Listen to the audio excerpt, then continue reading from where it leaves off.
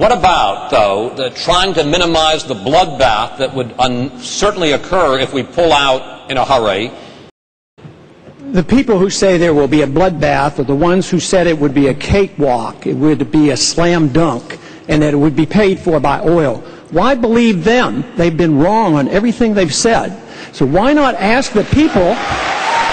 Why not ask the people who advise not to go into the region and into the war? The war has not gone well one bit. Yes, I would leave completely. Why leave the troops in the region? It was the fact that we had troops in Saudi Arabia was one of the three reasons given for the attack on 9/11. So why leave them in the region?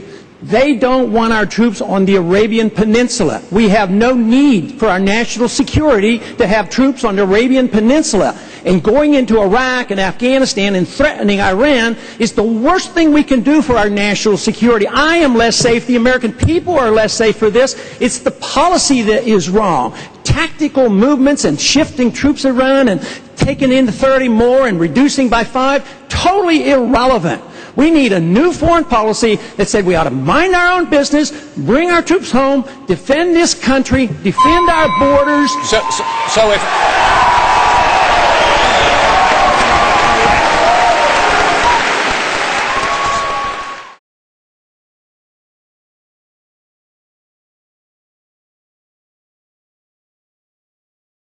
So, Congressman Paul, and I'd like you to take 30 seconds to answer this. You're basically saying that we should take our marching orders from Al-Qaeda. If they want us off the Arabian Peninsula, we should leave? No!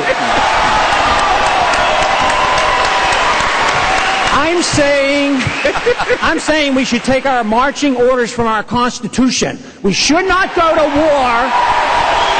We should not go to war without a declaration. We should not go to war when it's an aggressive war. This is an aggressive invasion. We've committed the invasion of this war, and it's illegal under international law. That's where I take my marching orders, not from any enemy. Over this way.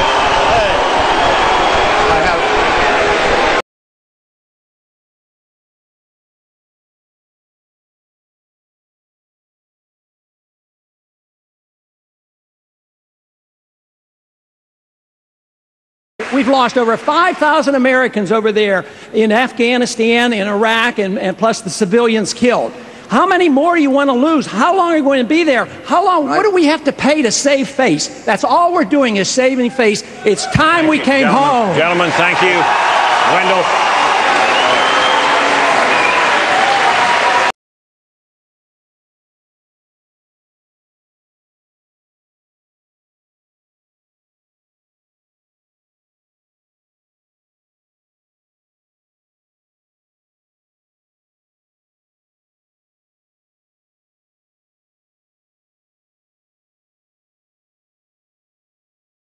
We're here to talk about education, but I want to say something before that. You know, education, if you make the most of it, and you study hard, and you do your homework, and you make an effort to be smart, you can do well. If you don't, you get stuck in Iraq.